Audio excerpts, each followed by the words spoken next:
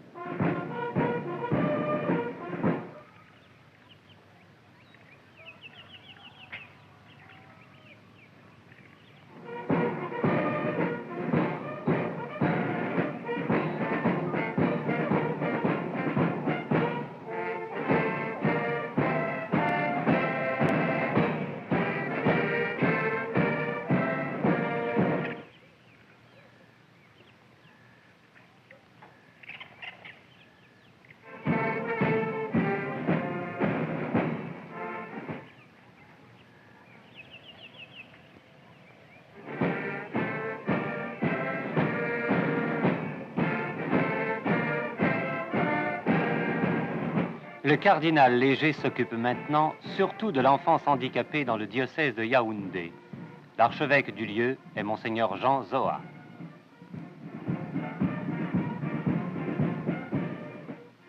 Et vous avez reçu tout dernièrement un curieux missionnaire, puisqu'il était cardinal.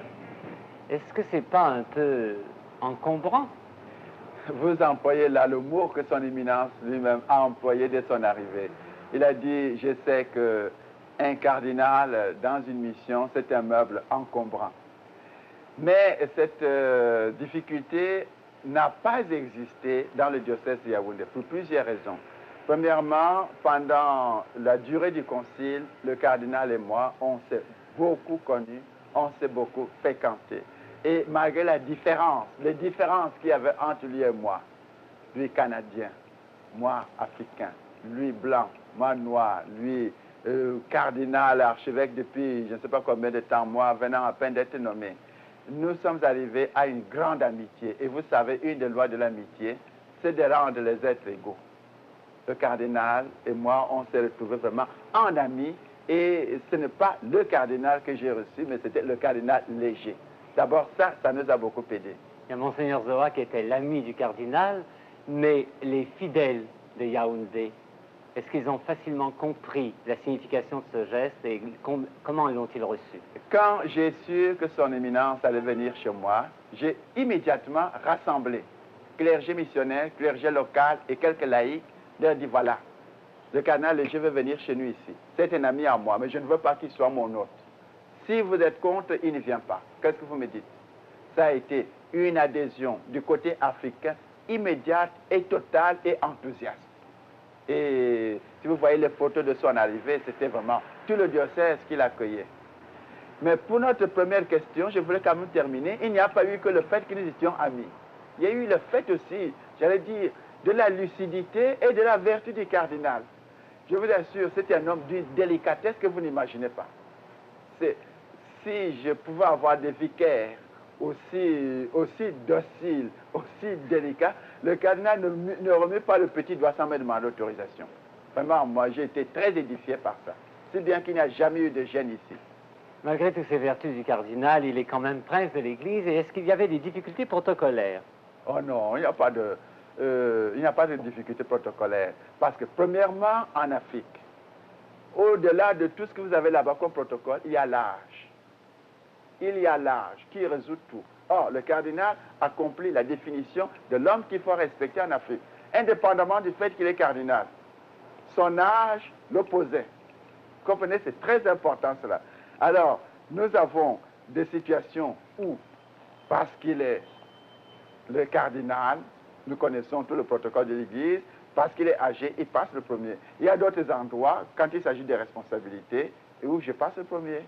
Alors, on s'est très bien agencé, il n'y a pas de problème.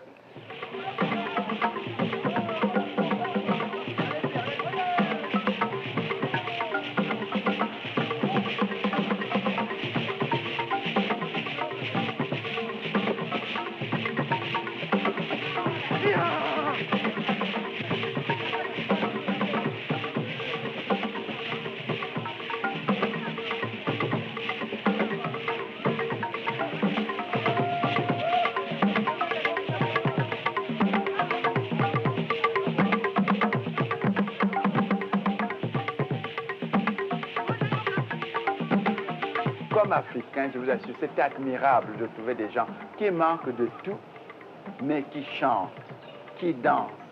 Vous pouvez même rencontrer sur la route une petite fille qui est toute seule, elle chante et elle danse toute seule.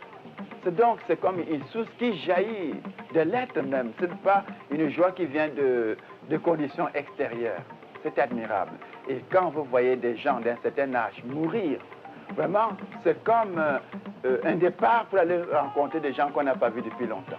Mais une sérénité, une paix. Et ils disent adieu à tout le monde, mais sans amertume.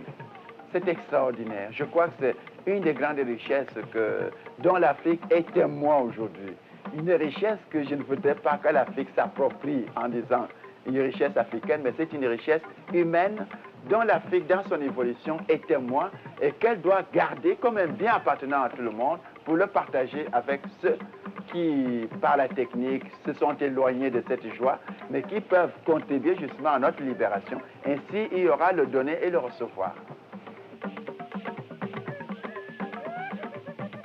Vous savez qu'au départ, je voulais m'occuper tout spécialement des lépreux et je crois que je suis demeuré fidèle à cette orientation puisque depuis que je suis ici, nous avons construit, je dis nous, c'est-à-dire l'association et moi, nous avons construit une dizaine de dispensaires pour les lépreux. Vous avez assisté hier à cette fête à Haut-Télé et vous voyez que la population est heureuse lorsque nous leur offrons ces moyens matériels.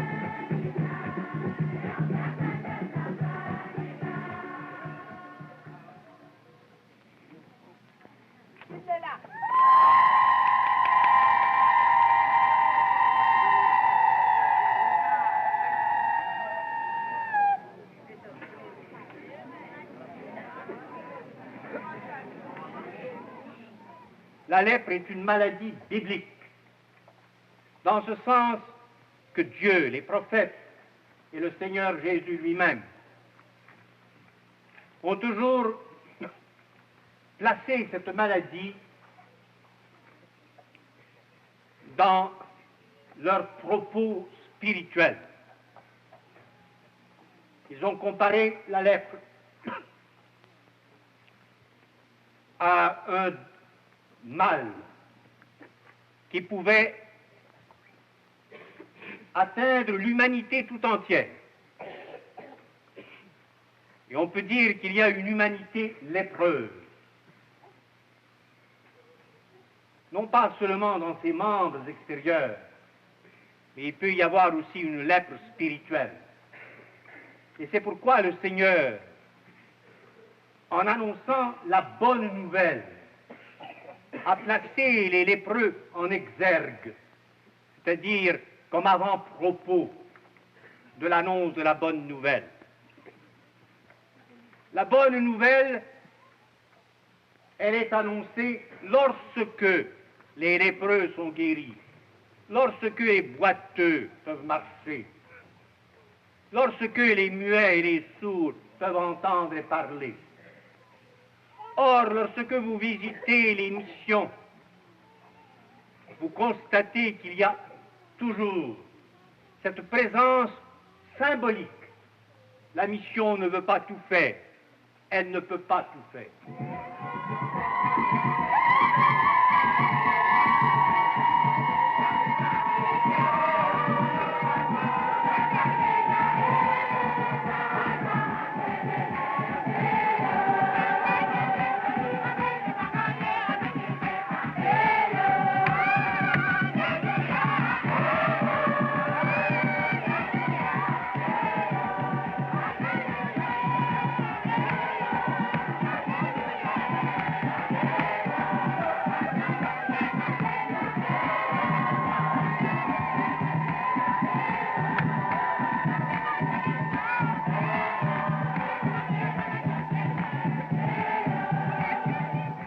Dans l'Évangile, nous constatons que notre Seigneur s'est penché très souvent sur ce problème de la lèpre et qu'il a guéri un assez grand nombre de lépreux.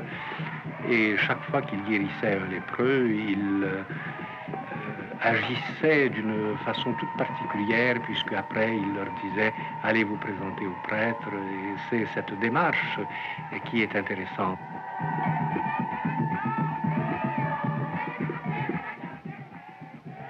Nous ne devons pas tenter la providence et demander des miracles. Nous sommes obligés de nous plier aux exigences de la science, mais nous pouvons dire aux lépreux, venez.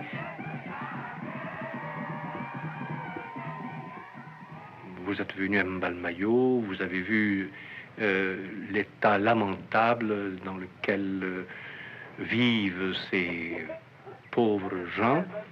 Alors nous essayons de leur donner l'essentiel, c'est-à-dire un logement décent, une petite case en dur, comme nous disons ici, afin qu'au moment des pluies, leur case ne soit pas inondée par... et puis qu'ils ne vivent pas dans la boue, dans le poteau-poteau, comme nous disons ici. Alors, mes chers amis les lépreux, vous avez aujourd'hui la visite de son éminence le cardinal Léger. C'est lui, le grand bienfaiteur de cette léproserie, et qui a bien voulu s'occuper de vous, parce que il a su qu'avant, vous étiez malheureux. Et nous voyons déjà des réalisations. Cette citerne que la mission vient de construire, c'est grâce à son œuvre qui s'appelle Famé Perio.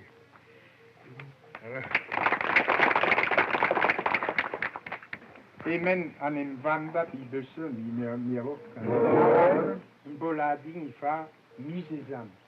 Emen yule adin misezam atmi. Je vois rien.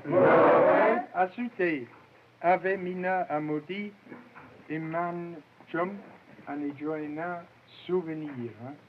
Emen ane joete. Miaka chokni comme ce un corlan. Je vois rien.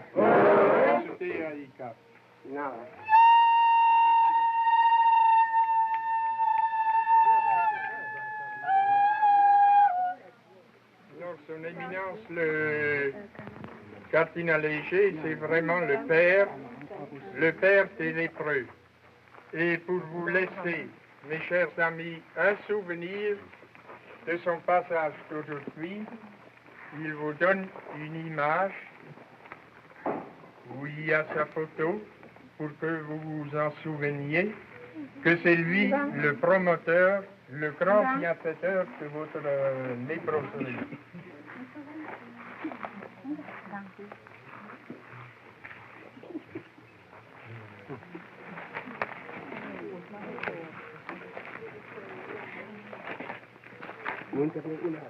Vous découvrez là une des raisons profondes qui m'ont incité à quitter cette richesse pour venir dans le tiers-monde. Vous dites, il y a 15 jours que nous sommes là et nous découvrons cette différence, nous découvrons la profondeur du précipice qui sépare ces deux blocs de l'humanité. D'un côté, 600 millions d'hommes qui possèdent la richesse, et de l'autre côté, près de 3 milliards d'humains qui ne possèdent pas la richesse.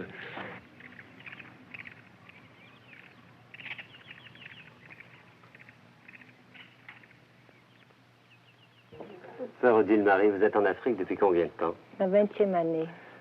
Pas 20 ans dans les léproseries quand même. 3 ans, léproserie.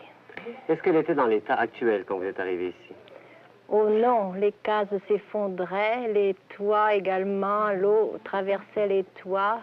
Ils marchaient sur leurs genoux dans les cendres et la boue, avec des plaies, plein les genoux et plein les pieds. Alors comment vous êtes arrivé ici? Qui vous a dit d'abord qu'il y avait des lépreux ici? Il y avait déjà des lépreux depuis longtemps? Depuis 40 à 50 ans, ils sont ici, mais la mission est là depuis 1950, c'est-à-dire 30 ans. 1950, 30 ans, la mission est ici. Et les sœurs venaient visiter de temps en temps les lépreux, mais à ce moment-là, il y avait un infirmier, donc Joseph. Ah, il était infirmier ou un ici, gâteau infirmier au Coba. Ah bon. Et les religieuses venaient visiter? Venaient visiter, sœur Marie-Léone, sœur Marie-Christine. On leur apportait on leur apportait des vêtements et regardez comme ils étaient malheureux aussi, les visiter pour dire qu'ils n'étaient pas seuls ici, que d'autres pensaient à eux. Mais l'infirmier étant là, on ne venait pas pour aider pour les pansements, du fait que le gouvernement donnait à l'infirmier ce qu'il fallait pour les soigner. Dans ce village presque désespéré tel que vous l'avez décrit tout à l'heure, quand est-ce que le cardinal Léger est entré en action? Je suis arrivée ici au mois de décembre 68 et j'ai vu qu'il y avait beaucoup à faire. J'ai essayé de faire quelque chose avec des morceaux de chiffon, faire les pansements avec des vieux morceaux de chiffon, mais du fait qu'il revenait plein de boue et de cendres et de saleté, il m'était impossible de travailler. J'ai pensé lancer un appel à l'étranger et cet appel est resté sans réponse. C'est là que j'apprenais par une sœur de notre congrégation que le cardinal venait pour les lépreux. Et on me dit, envoyez votre appel au cardinal. J'envoie l'appel au cardinal en fin janvier 69. Et au mois de février, 8 jours après, il était là, il est arrivé vers 11 h le matin.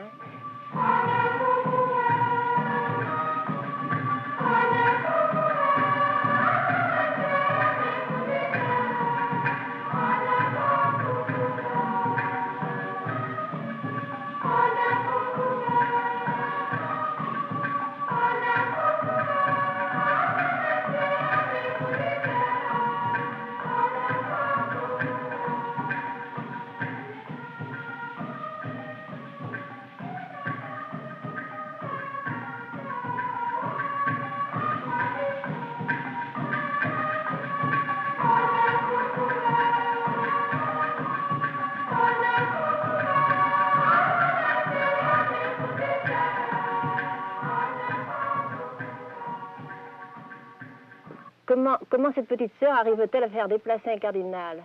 J'ai répondu, c'est la prière de mes gens qui l'ont fait venir. Et c'est vrai, nous prions, Mingako Golanabui, Asu, Bod Bazou, Volobia, Ga, Otuswa.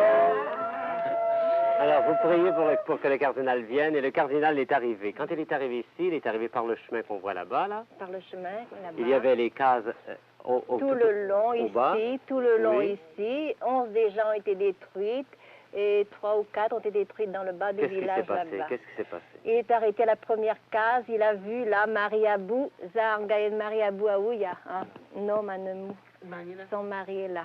Ah bon? Aveugle, amputé, dans une case où il n'y avait aucune issue, seulement par une petite chambre qui était très sombre. On ne la voyait absolument pas. Elle gémissait dans cette case. Et j'ai dû la faire sortir dehors pour la voir. Elle était déjà amputée d'une jambe, aveugle, et... Qu'est-ce que le cardinal a fait? Elle l'a embrassée.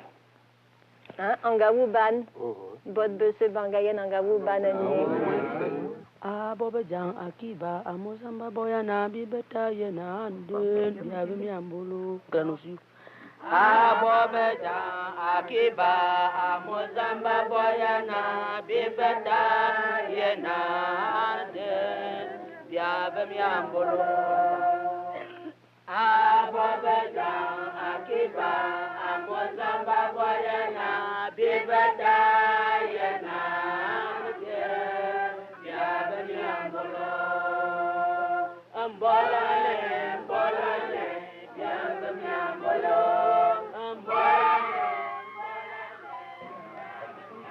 Le cardinal Léger, d'abord, il a donné du riz, il a donné à manger, il a permis de construire certaines cases.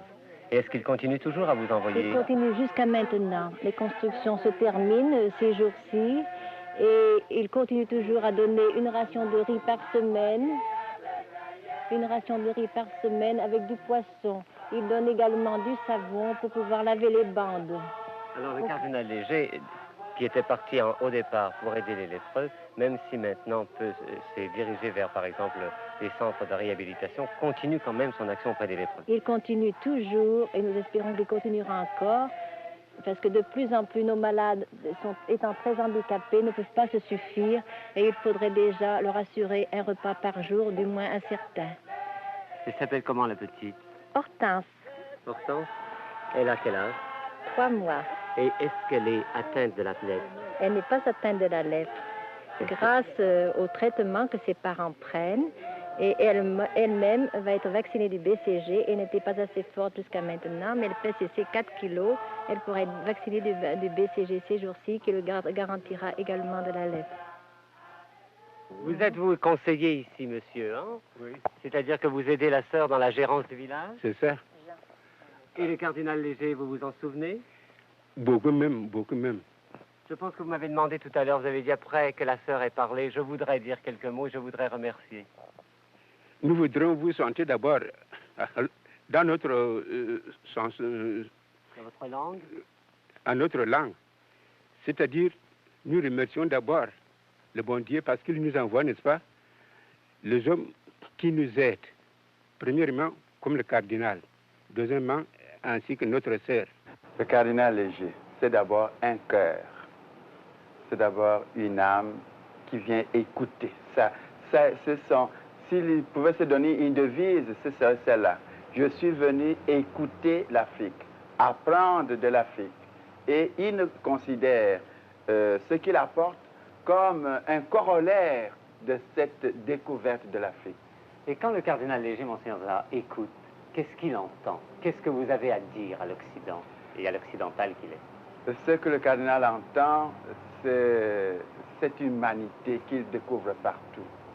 Des gens qui sont proches de la nature, des gens qui attachent une grande importance aux relations interpersonnelles, la parenté, l'amitié, l'accueil, la générosité, le sens religieux, le sens de la vie. C'est tout cela que le cardinal entend, et quand il voit tout cela menacé par l'asservissement à la nature, par la domination de la nature, par les peurs qu'il y a, par les angoisses que donnent les maladies, la faim, la soif, en ce moment-là, le cardinal voudrait tout donner. Je vis avec lui depuis 4 ans, c'est ce qu'on sent chez lui, et je pense que à nos yeux, il est un peu le type de la compréhension que nous voudrions qu'elle soit faite au niveau de tout le monde occidental. Il faut d'abord la rencontre entre personnes, l'aide vient après. Et si l'aide vient avant, elle risque d'être un alibi pour ne pas faire de rencontres interpersonnelles.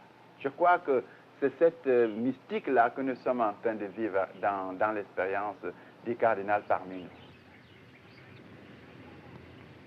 J'essaie de répondre chaque jour aux appels que j'entends. Beaucoup d'appels ici en Afrique sont des SOS.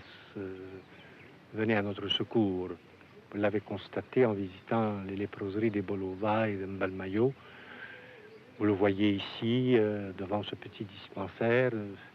Dès que nous organisons, dès que nous créons une œuvre, au départ, nous ne savions pas que cela pouvait avoir une importance aussi considérable. Et puis, c'est là que nous constatons que ces réponses étaient urgentes et que les appels étaient angoissés. Alors, tous ces malades, voyez-vous, tous ces malades, 100 par jour. Alors, à la fin de l'année, vous voyez, cela signifie 3000, 4000 personnes qui sont passées au dispensaire, et peut-être que nous avons amélioré leur sort.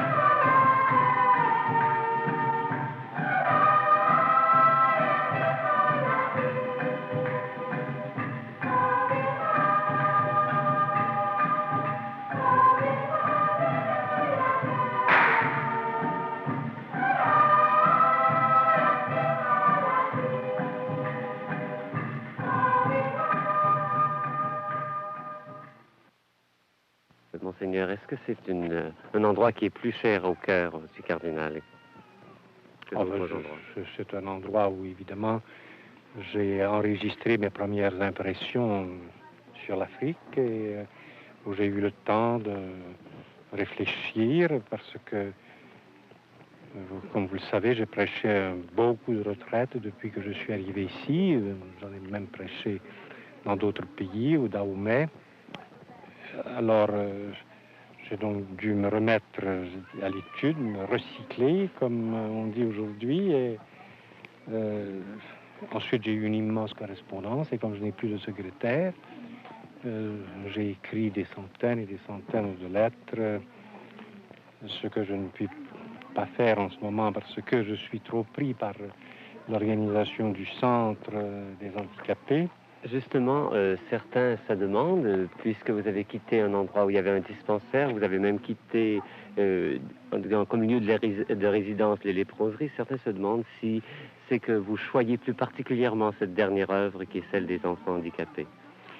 Je ne sais pas il ne s'agit pas de choix, il s'agit plutôt d'obligation, il s'agit de responsabilité. Le centre est une œuvre très lourde et j'ai cru que je devais m'installer au cœur de ce centre, de cette œuvre pendant quelque temps. Le cardinal était venu pour les lépreux. Et on se demande comment, au lieu d'inaugurer une grande léproserie, il inaugure un centre de rééducation pour enfants handicapés. C'est que quand il est arrivé, il a voulu être à l'écoute des besoins de la communauté nationale et des églises locales. Et nous lui avons démontré que les lépreux, il y en a au Cameroun, mais il y a beaucoup qui pensaient à eux. Il y avait des léproseries qui existaient. Tandis qu'il y avait une catégorie complètement oubliée de tout le monde, et le cardinal, qui veut servir les besoins qu'on lui présente, a préféré accepter de se mettre au service de ses enfants. Donc, toutes ces réalisations de l'association, le cardinal et ses œuvres, sont au titre des besoins du diocèse. Monsieur le Président, au nom de tous les enfants du centre, j'ai le très grand honneur de vous présenter cette adresse. Nous qui ne pouvons pas aller au défilé, voilà que le président du Cameroun lui-même vient nous visiter. Nous vous souhaitons la bienvenue et vous remercions de bien vouloir prêter intérêt à vos enfants handicapés. Grâce à votre encouragement, nous marcherons un jour au pas de tous nos frères vers un Cameroun nouveau, un Cameroun rempli de ce bonheur réservé aux nations bien dirigées. Vive son Excellence El Hadj Amadou Ahidjo, notre président. Vive notre président. Vive le Cameroun. Vive le Cameroun.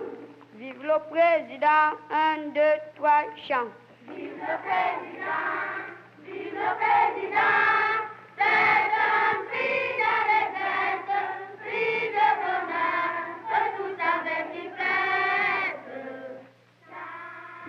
Après m'être penché sur ce problème de la lèpre, j'ai découvert la présence de nombreux enfants qui étaient handicapés par ce mal terrible qu'est la poliomyélite. Et après avoir demandé, pris conseil auprès des autorités civiles et religieuses, j'ai constaté que c'était un besoin urgent puisqu'il n'y avait aucun centre ici pour recevoir ces handicapés. Nous avons une liste de près de 200 enfants qui attendent à la porte du centre. Lorsque le centre sera complètement organisé, nous pourrons probablement apporter une aide à ces 200 enfants qui autrement seraient restés dans leur brousse à se traîner dans la poussière autour de la case. Nous vous présente le chevalier de l'ordre de la Valère. Le gouvernement camerounais a tenu à décorer, comme il l'avait fait la veille pour le cardinal Léger lui-même, M. André Verrette, directeur général de la Corporation des œuvres du cardinal Léger, et le docteur Coupry, religieuse française, directrice médicale du centre de rééducation. Au nom du président de la République et en vertu des pouvoirs qui nous sont conférés, nous vous faisons chevalier de l'ordre de la Valère.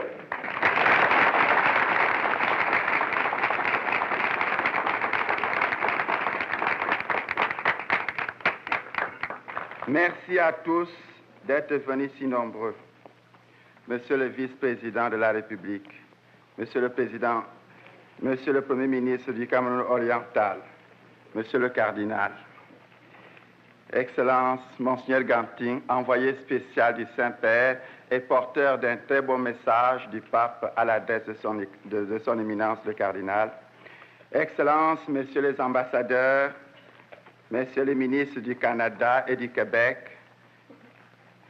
Excellences, Messieurs les ministres du gouvernement fédéral, Messieurs les secrétaires d'État, Excellences, Messeigneurs les évêques du Cameroun, Mesdames, Mesdemoiselles, Messieurs, tous les parents, amis de nos missionnaires venus du lointain Canada, merci d'être venus si nombreux encourager les promoteurs de cette œuvre. Votre affluence et votre intérêt démontrent aux yeux de tous que ce centre a répondu à l'attente du pays.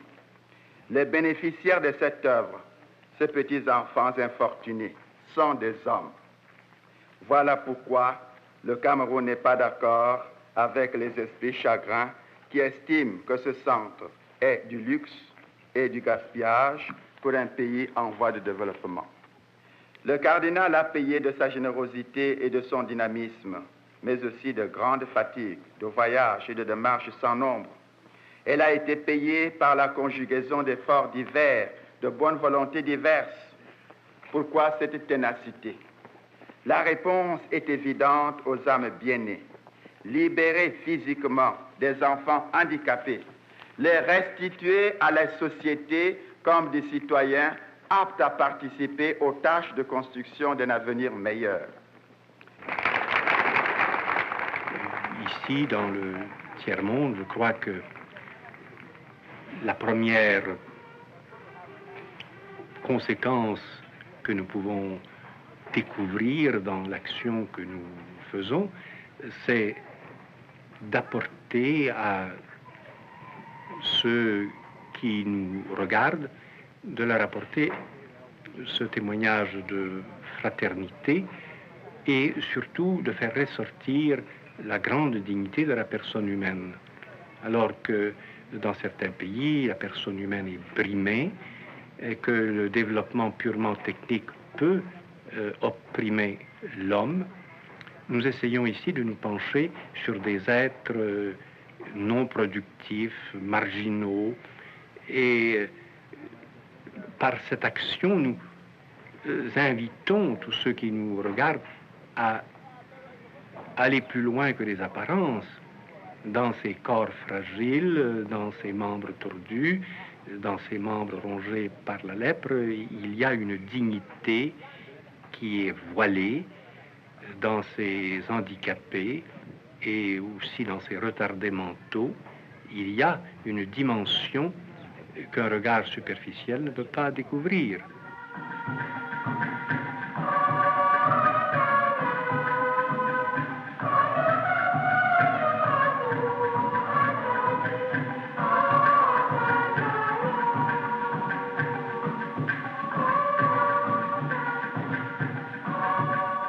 Chaque matin, 2 autobus transportent au centre les enfants des villages environnants qui, après leur traitement pendant toute la journée, retourneront le soir dans leur famille. C'est pour ainsi dire la clinique externe du centre de rééducation de Yaoundé que dirige le docteur Koupri.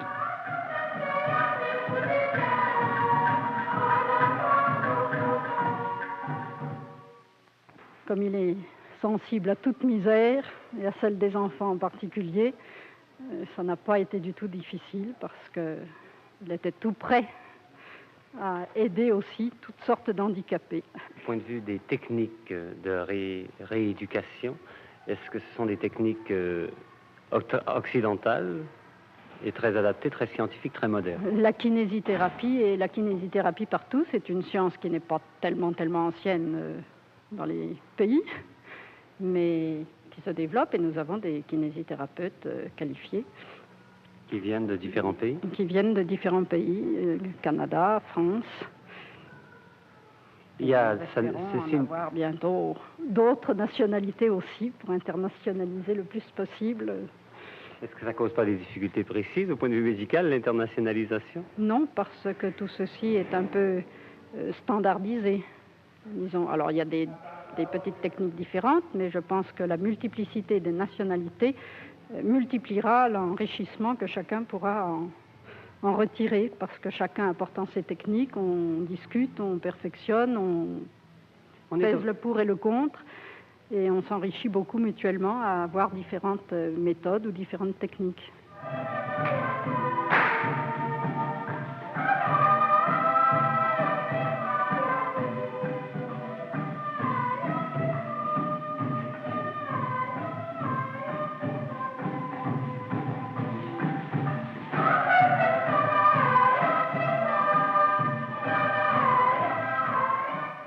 Écoutez, il y a une opinion qui circule souvent, à savoir que les missions catholiques, c'est fait à base souvent de missionnariat, de volontariat, et que le côté professionnel, de temps en temps, des soins que l'on prodigue n'est pas toujours d'égale valeur. Je pense que cela a été, mais cela tend de plus en plus à disparaître, puisque dans les missions, vous avez beaucoup de personnel religieux qualifié, et qu'à l'heure actuelle, au Cameroun, vous avez 33% du service de santé, ou des hôpitaux ou dispensaires qui sont tenus par des religieux ou religieuses diplômés, qualifiés. Comment vous voyez ça, un missionnaire qui vient ici?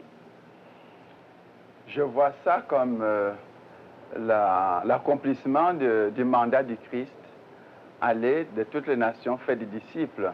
Alors, il nous semble que tous ceux qui ont été les premiers à bénéficier du message du Christ sont tenus comme par une obligation intérieure de communiquer ce message aux autres.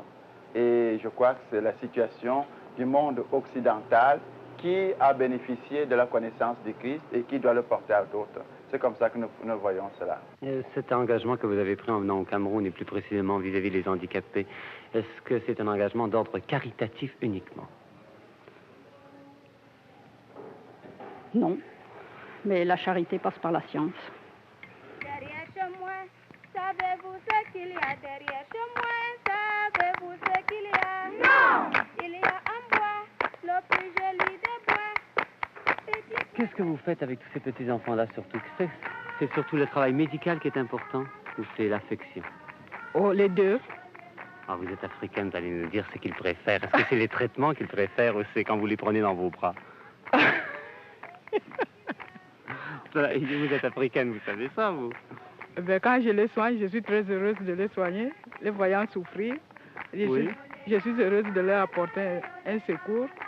Et ça fait en même temps un secours maternel. Quand une maman aime son enfant et que l'enfant est malade, il donne aussi les soins médicaux quand elle peut. Et pour vous, là, est-ce qu'ils vous prennent un peu pour leur maman? Oui. Il y a des petits qui me disent « maman, maman ». Et vous jouez ce rôle-là facilement? Bien sûr.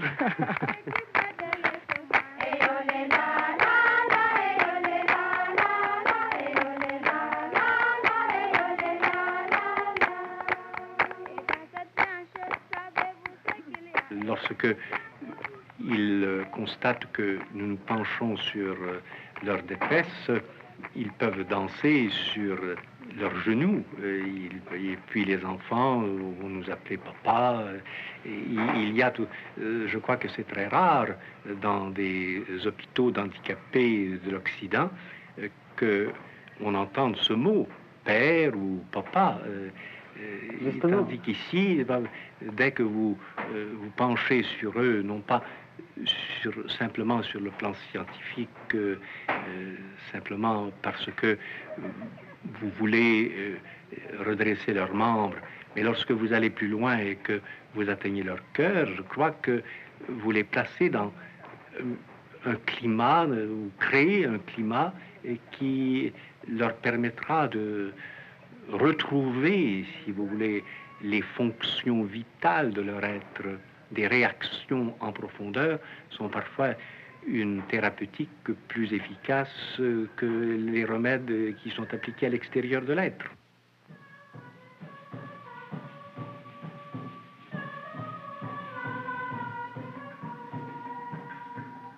La plus grande difficulté dans le centre, c'est avec les enfants ou entre les adultes? Oh, pas du tout. Pas avec les enfants, sûrement pas.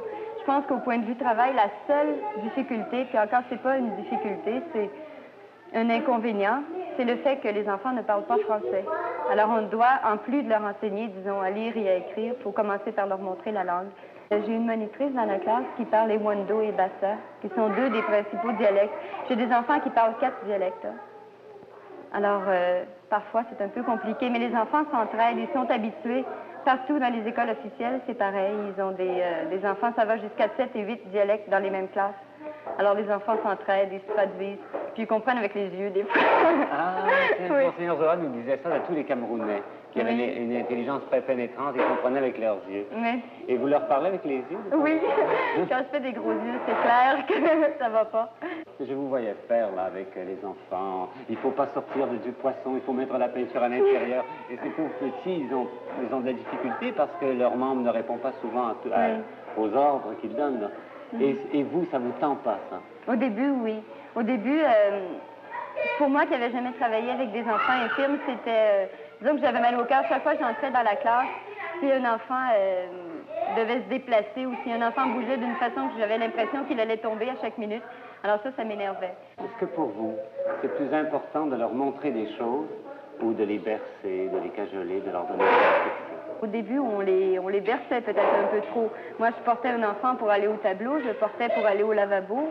J'avais toujours un enfant dans les bras. J'avais toujours l'impression qu'ils allaient tomber aussi. Et puis, ça m'a joué des mauvais tours. Hein? Après quelque temps, ils vous laissent faire bercer, puis drôlement. Puis quand il faut en bercer 10 à la fois, les cannes, les béquilles, tout l'accessoire, mais là, c'est moins drôle. Alors, il faut vraiment... Il faut être un petit peu ferme, il faut avoir une mesure. Je pense que la première chose, c'est de leur donner de l'affection parce qu'ils sont... pas complexés, mais ils sentent qu'ils ont quelque chose de moins que les autres enfants. Alors, si on les aime, je pense que tout le reste, ça ira bien. Leur montrer des choses, c'est important aussi, mais si on les aime d'abord, j'ai l'impression que c'est ça qui compte. Qu'est-ce qu'on fait quand on a passé toute la journée avec des enfants le soir? Qu'est-ce qu'on fait au Cameroun, au centre? Qu'est-ce qu'on fait au centre? Est-ce qu'on sort du centre d'abord? On sort du centre, oui. Il y a chacun, j'imagine, a la possibilité de sortir du centre de son côté. Moi, j'ai peut-être plus de chance que les autres de ce côté-là. Mais en général... Pourquoi? Aïe! Pourquoi vous avez... Faut que je dise? Ben, je sais pas, moi. Parce que j'ai un fiancé à Yaoundé. Ah, bon.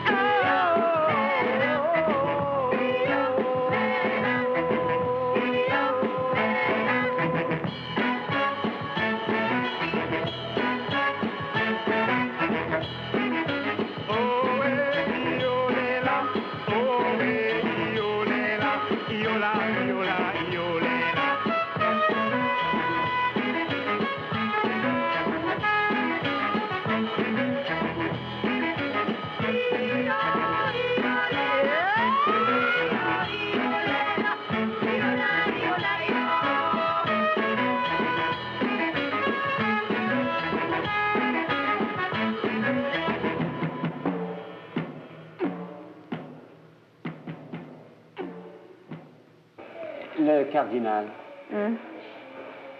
vous le voyez dans le centre? Je le vois tous les jours. À quelle occasion? Il vient dans ma classe ou il vient après la classe parfois. Mais il vient en général tous les jours dans la classe. Qu'est-ce qu'il vient faire dans la classe? Il vient parler aux enfants, il vient voir leurs travaux, on les chante des petits chants. Il est heureux quand il vient à la classe, on le sent. Qu'est-ce que c'est? Comment il apparaît, le cardinal, ici? Moi, je le vois, personnellement, je le vois comme le grand-père de mes enfants. Vous dites personnellement. Est-ce que ça veut dire que tout le monde ne le perçoit pas comme ça? Peut-être pas. Peut-être que pour certaines gens, parce que c'est entendu que c'est un homme qui est connu, qui a fait de grandes choses, et puis... Ça vous impressionne pas? Non, ça m'impressionne pas. Alors, qu'est-ce qui vous impressionne? C'est peut-être un manque de respect. Ou c'est peut-être une plus grande communication? Peut-être, on a des contacts très simples, puis on s'entend bien. Vraiment, je trouve que ça va bien avec le cas. On s'entend très, très bien. Je l'estime beaucoup. Je trouve que, oui. Est-ce qu'il vous apparaît comme un homme seul, un homme heureux ou un homme un peu souffrant? Un homme responsable, je dirais. Ce qui fait qu'il est parfois souffrant, parfois seul, mais quand même heureux de ce qu'il réalise, je suis certaine. Au moment où on a vu des internes dans le centre, il était heureux comme un petit garçon. Il était content d'entendre crier les enfants. C'était drôle, hein? Puis le premier jour que le premier jour du jardin, je me souviens, moi, j'étais toute énervée le premier jour, bien sûr, hein, on ne sait pas trop à quoi ça va tourner. Puis, j'avais absolument pas fait le programme que j'avais prévu. Bien sûr, c'est les enfants qui dirigent. Mais le premier jour, il est venu dans la classe après, puis on était contents comme deux enfants. On se racontait tout ce que les petits avaient fait. Puis, je trouve qu'il y a des moments où on a des contacts vraiment formidables, je trouve.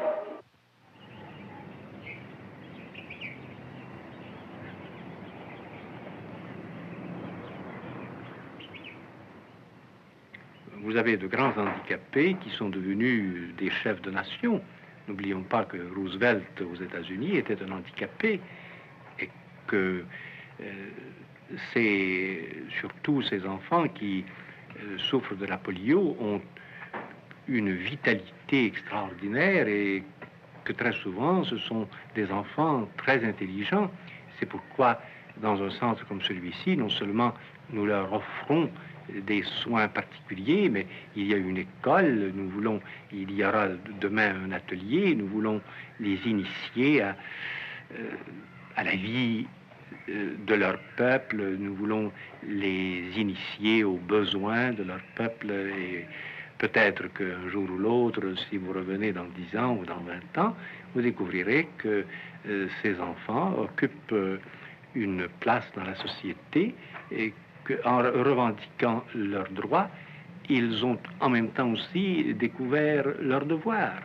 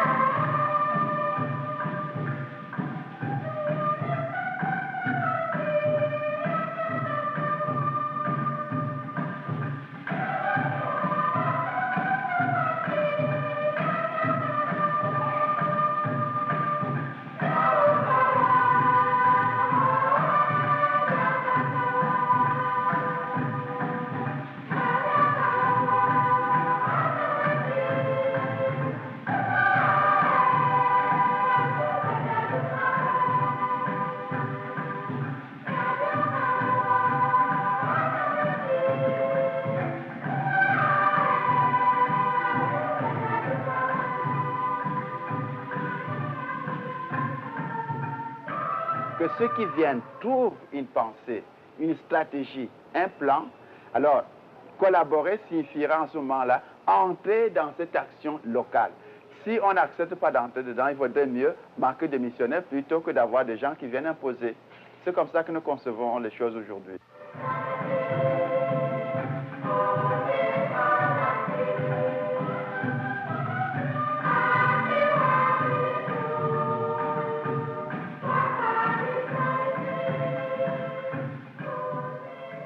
Je crois que si les 600 millions d'hommes de l'Occident qui possèdent la richesse ne se préoccupent pas de ce problème, demain, nous connaîtrons une autre invasion comme l'Occident en a connu dans les premiers siècles de l'ère chrétienne. L'invasion des barbares, c'est tout simplement la réaction de peuples qui étaient traumatisés par la somptuosité de l'Empire romain. Alors l'Occident pourrait bien se trouver demain devant ces peuples qui sont immenses et il faudra leur apporter une réponse. Je crois que ce n'est pas par des injections de millions seulement que nous pourrons rétablir l'équilibre. Il faut que nous leur apportions aussi notre être. Il ne s'agit pas de leur apporter notre avoir. Il s'agit de leur dire que nous sommes ici, évidemment, non pas pour prendre leur place, non pas pour nous immiscer dans leurs affaires. Il faut respecter leur souveraineté, leur indépendance, il faut respecter l'ordre établi, il faut respecter les lois, parce que nous sommes devant des nations jeunes et qui ont besoin de toutes leurs énergies. Mais si ils découvrent dans notre attitude une sincérité, alors ils nous accepteront et nous pourrons accomplir une mission qui n'est pas seulement une mission spirituelle au sens religieux du mot, mais qui est une mission humaine aussi.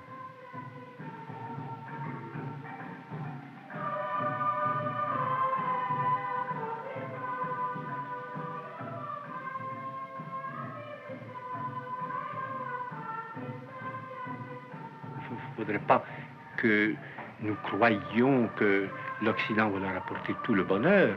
Il faut qu'il y ait une transposition. Il faut que nous leur fassions découvrir la dignité de la personne humaine, mais ils l'ont déjà découverte, cette dignité. Ces vieux sages de l'Afrique sont, je crois, nos pédagogues aussi dans ce domaine.